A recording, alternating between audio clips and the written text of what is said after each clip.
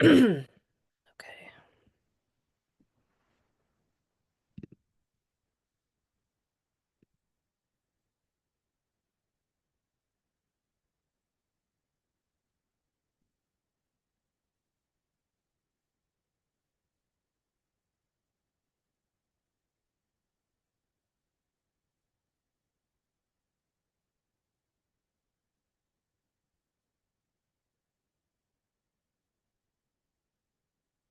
Hi everyone, my name is Nikki Hernandez with Turning the Tide Tutoring, and today we're going to be discussing acing the SAT, as well as some pitfalls that you want to avoid, as well as some strategies that'll help you raise your score. So without further ado, let's go ahead and get started.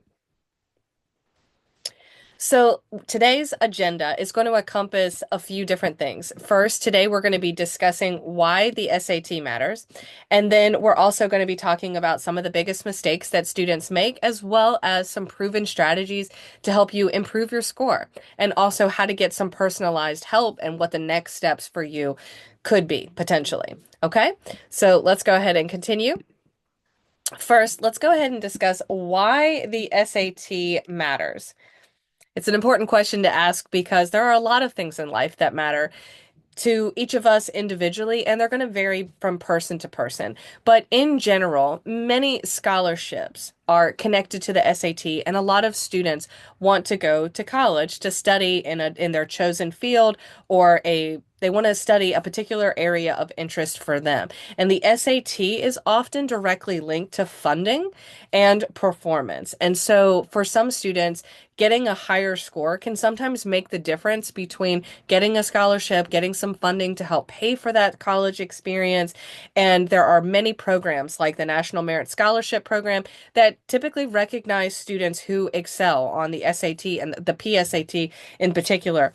And the finalists of these programs, they get substantial scholarships, one of which I'm going to talk to you about in a few minutes. And some schools individually, some schools themselves also offer merit-based scholarships connected to GPA and SAT scores. So if this is something that you're interested in, let's go ahead and continue to discuss this a bit further.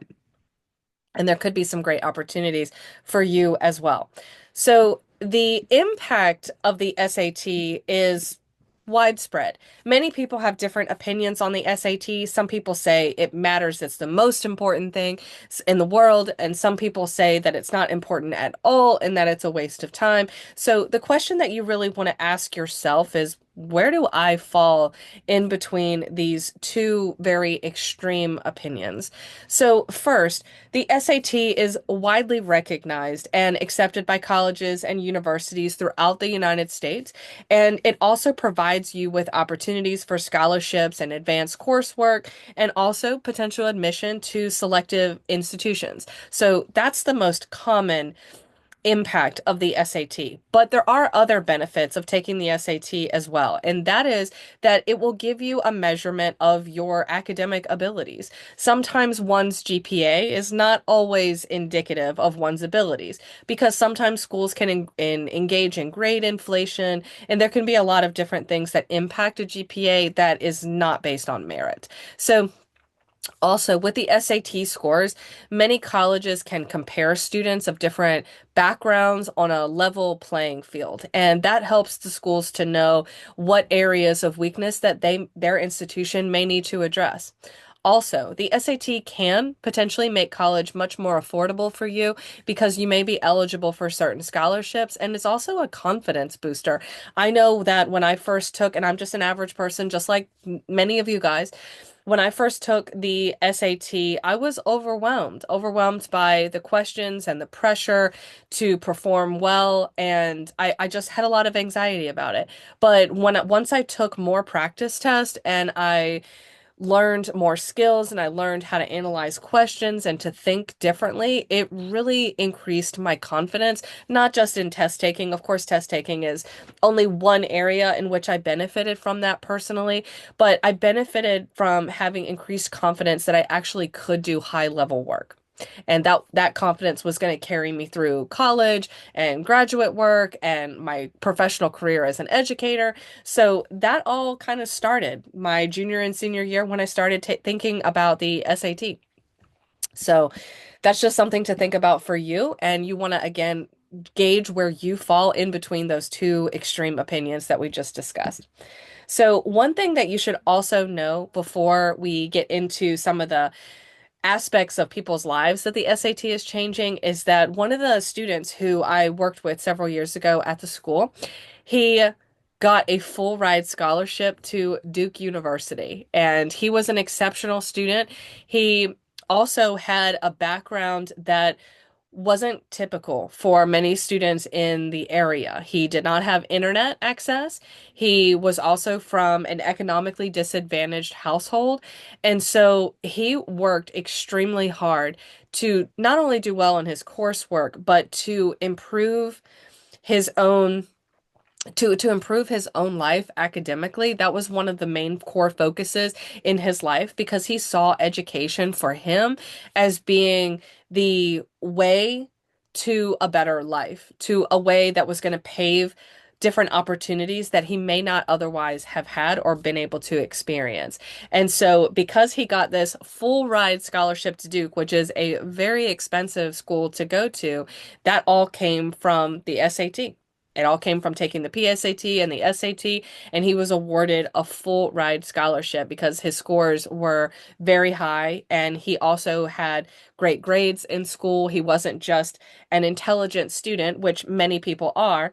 He also had the work ethic behind it, and that inspired Duke University to give him a full ride scholarship, and that started with the SAT. So the SAT can potentially have a huge impact on your life. So let's go ahead and talk about how the SAT could be potentially changing lives. We've got unlocking educational opportunities, like for that one particular student, and also building confidence and life skills. And we also have creating a path to new possibilities, just like with that student. He may not have been able to go to Duke University on his own. He probably, if he did go to Duke University on his own, he certainly had the grades to be able to do that. But if he were to try to fund that education, he would have had to take out a lot of student loans and he probably would have been in debt for the rest of his life. But the SAT really helped alleviate that and created a new path of different possibilities for him. So, also, some other things to think about is that a strong SAT score can definitely open doors to prestigious universities and colleges that may originally have seemed out of reach, like it was for that student. And it can also qualify students for merit-based scholarships, making, education more affordable, and it reduces the financial burden on a lot of families. And so for many students, the SAT and getting a higher score means attending a dream school or being able to pursue a degree that they might not have otherwise been able to afford.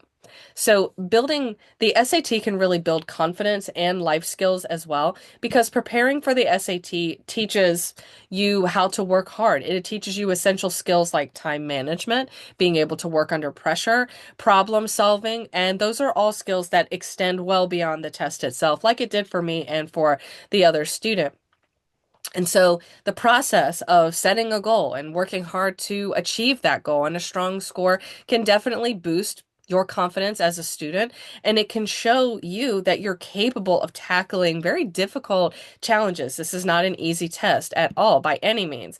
So the SAT can really help to create a path for new possibilities for you. It can serve as a catalyst for change, especially for you if you have an underprivileged background, and it can also provide a standardized platform that levels the playing field a little bit, that shows potential. And it can also help you potentially to gain recognition, even if your school itself may lack the resources and maybe even the knowledge to do so. So for many, the SAT is just a first step in envisioning a brighter future, and one that it includes expanded career options and lifelong connections and scholarships and really the opportunity and the chance to break barriers. So this is definitely a great opportunity if you decide that you want to take the SAT and potentially benefit from it.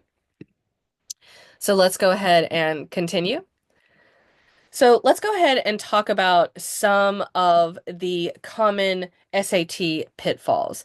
You've got starting preparation too late, focusing only on one section of the test, not understanding the test format, using ineffective study methods, not managing time during the test, misreading the question, overthinking, reading too quickly, that's a big one, neglecting vocabulary words, underestimating the math section, that was something that for me was definitely a huge issue, and failure to analyze practice test results. So we're going to talk about this for a little bit. First, in terms of misreading questions, this is a very common pitfall for the SAT.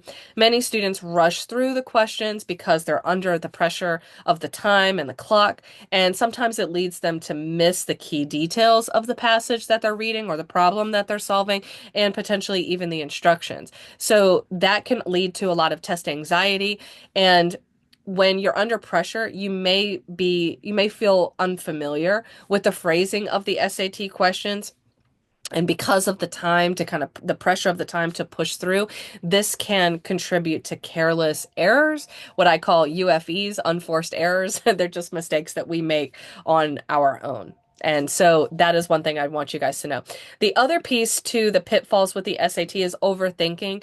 The SAT is designed to be a little bit tricky. It's fairly straightforward, but there are tricky elements to it, and that can lead to, you doubting your instincts, second guessing your choices, especially when it's a simple answer, and sometimes it can cause unnecessary confusion. So that's where that confidence piece really plays a crucial component in the equation when you are selecting your answer choices. Regardless of whether you get the answer right or wrong, you still want to be confident. You still want to have a high level of confidence in your ability to solve the problem and understand the text, because that skill in and of itself is going to help you in life. It's going to help you in your more advanced studies and coursework and things like that, because it's not always about answering a question that's multiple choice the right way or the wrong way.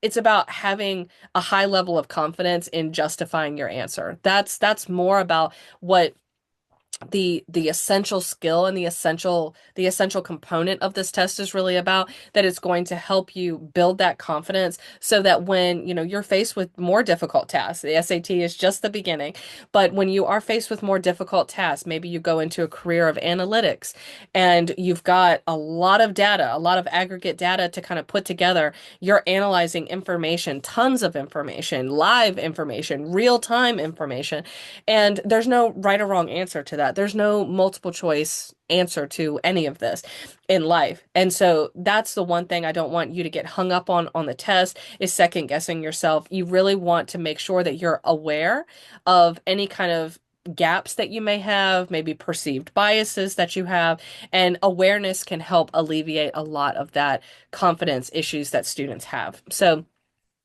there's that. Now, another piece is reading too quickly. Because of the time constraints, it can make students feel like they need to skim passages. And skimming the passage, at least in my experience, has never been something that's ever really worked out. And I will say this, though, that skimming the questions before reading the passage is something that at least I have personally found very advantageous in working with students as well. Skimming the questions first, but then thoroughly reading the passage rather than skimming the passage and thoroughly reading the questions. It usually works in the opposite way. And because of this, because students are doing it the opposite way, where they're skimming the passage and reading the question, this can often result in misunderstandings and poor understanding of the context itself, and you may be missing important information to be answering the question, because sometimes the questions are highly specific. Also, neglecting the vocabulary words. While the SAT really no longer focuses on obscure vocabulary, many students, because their vocabulary isn't that strong, some of the vocabulary can seem really high level and really advanced. So you want to make sure that you understand the meanings of words and the context that those words are presented in, because sometimes the meaning of a word can change based on its context, and sometimes it can change based on the time period that it was used in. A word in the 60s may not necessarily mean the same thing today. So you want to take a look at the word, not just the dictionary definition of the word, but you want to make sure that you understand the context, and that comes by deeply reading the passage and having an understanding of some of the foundational knowledge of perhaps the topic itself, if possible. It's not always possible to have that, because sometimes the articles and the stories on the SAT, they may not necessarily apply to our lives specifically, and they may be talking about a topic that we know very little about. So that is one of the reasons why you really want to amp up your vocabulary. vocabulary in that way.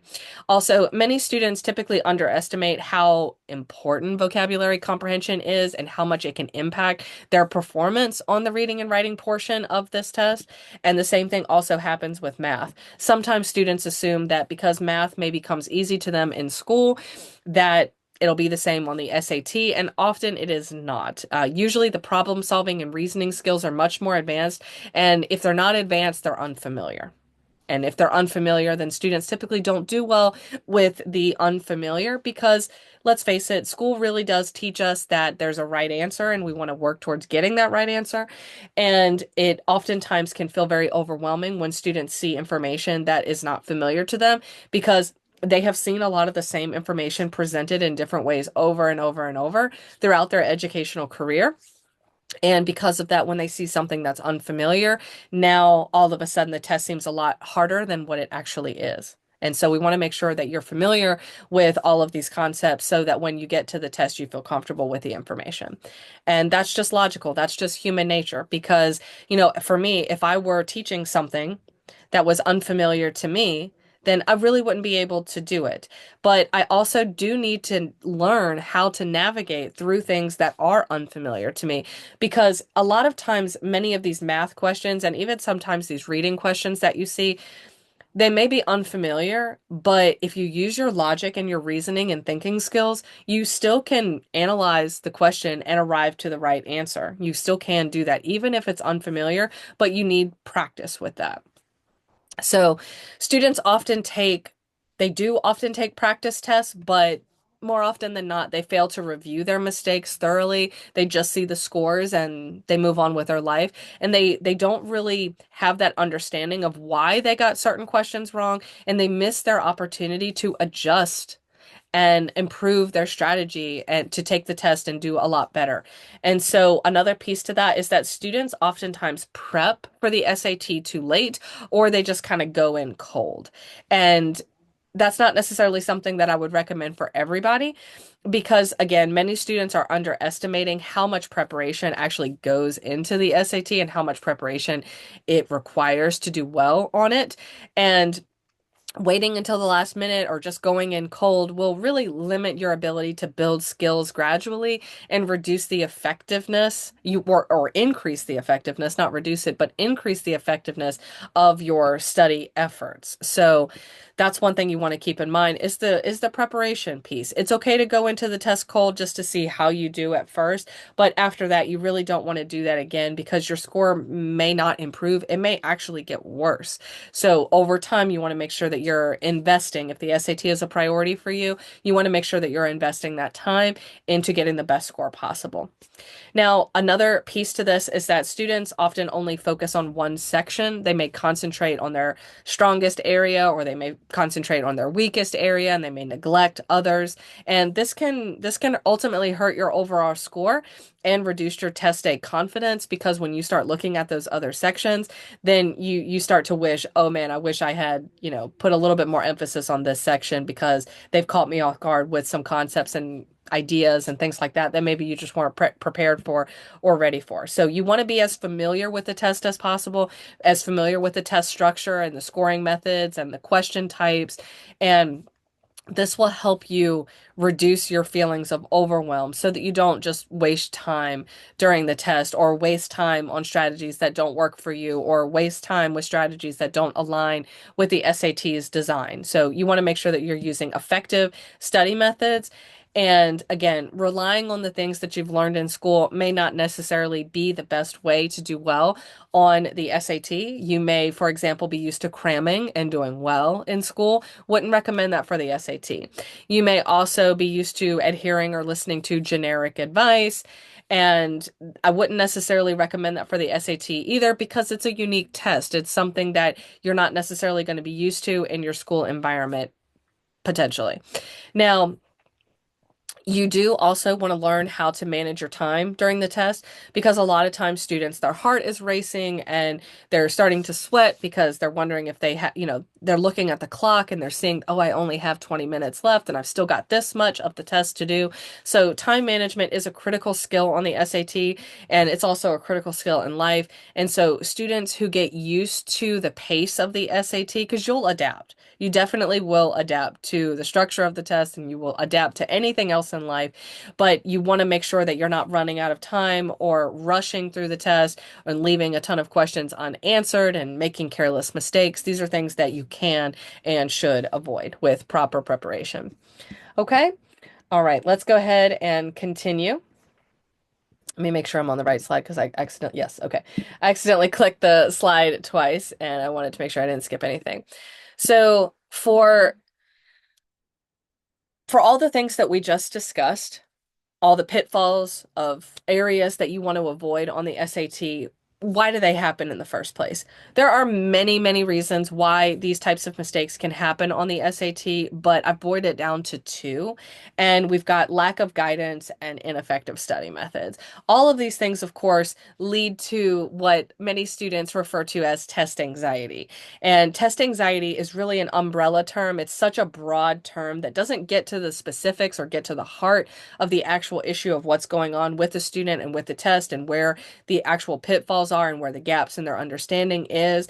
But the lack of guidance and the ineffective study methods do, more or less. So that is something that you definitely want to keep in mind, that it may not necessarily be just anxiety when it comes to a test, the emotional component of test taking, but it may be all these other things that are culminating into the anxiety that you have when it comes to this particular test or any other standardized test that you may take.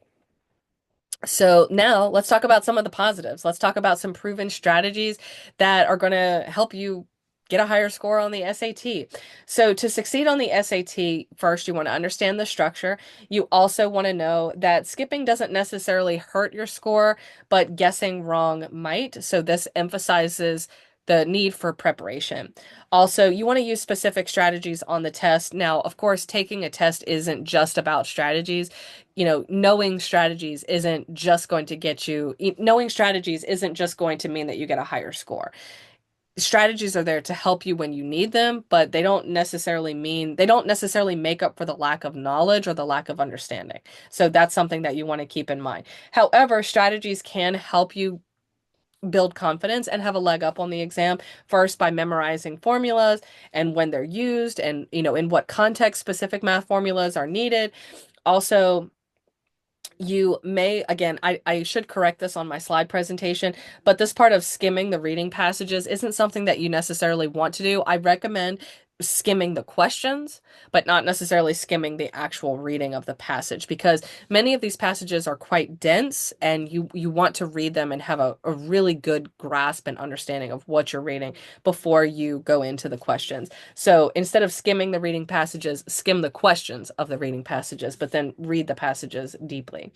And then also another piece to this is a part that students do struggle with, is the writing, the grammar rules section, because schools don't emphasize grammar as much as they used to. So it has become a weakness of many students. So you want to get familiar with these grammar rules and practice and learn, all of which I can help you with the SAT prep course that we have here at Turning the Tide Tutoring.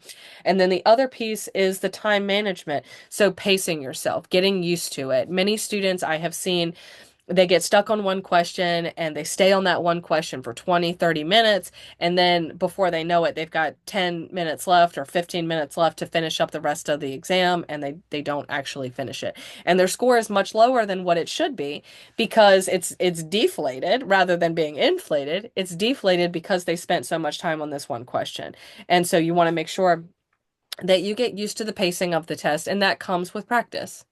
So also, the other piece is to stick to a consistent study plan leading up to the test.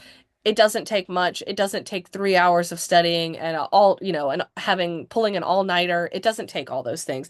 It sometimes can just be 20 minutes a day for, every single day for 8 weeks leading up to the test, and you can see some huge results from that. So let's go into why personal learning is key when it comes to the SAT. I just want to make sure I'm on the right slide. Yes. So most students struggle with the SAT or the PSAT, depending on which one you're taking, because they've gone into the SAT alone. You don't want to go into it alone. You want to make sure that you have the right support systems and the good guidance, as we talked about on the other slide, before you go into the SAT, because the good guidance that you receive is going to ensure that you're able to focus and stay on track, and you're going to have the right strategies to be able to answer certain questions in the right way. There's a lot that can happen there, and you want to make sure that you have good guidance. So you don't have to go at this alone. Get the expert guidance that you need and increase your confidence before you take the SAT. The other piece is that our SAT prep course is designed to set students up for success with customized study plans for each student and proven strategies from experienced tutors. So what that means is that you're essentially going to get a diagnostic report on the sections that you're having a more difficult time with, so you can focus on those a little bit more, and then but making sure that you stay balanced with the other sections as well. And we're also going to be using actual SAT test questions that simulate the real exam. And so it's for us at Turning the Tide Tutoring, it's really all about giving you guys the tools that you need to achieve the best results that you can. Okay. All right. Wonderful. So finally, today, if you sign up today for our SAT prep course, it runs every Sunday from March through August, starting at 6 p.m. Eastern time. We are flexible with that time if you would like one-on-one tutoring. As of right now, the 6 p.m. Eastern time on Sunday is for group SAT coaching, group teaching. So if you sign up, we can take a maximum of 10 students for that 1 hour. So if the course runs from 6 to 7, we can have 10 students in that course. If you want to take another one, maybe you're the 11th student and you weren't able to sign up in time, that's perfectly fine. We can put you in another section, and we can make sure that that happens for you. We're very flexible and we can accommodate a lot of very busy schedules. And we do the math, the reading, the grammar, all of that. We'll take care of all that for you. So go ahead and sign up today. The best way to reach me is to email turningthetidetutoringllc@gmail.com, and we will definitely get back with you and help you enroll in the course. So again, I'm Nikki Hernandez. It's been a pleasure talking to you today about the SAT and all the benefits that it can potentially bring to your life. So we're really happy to have you. And if you have any questions at all, feel free to email us. Thank you so much, and we'll talk again soon. Bye.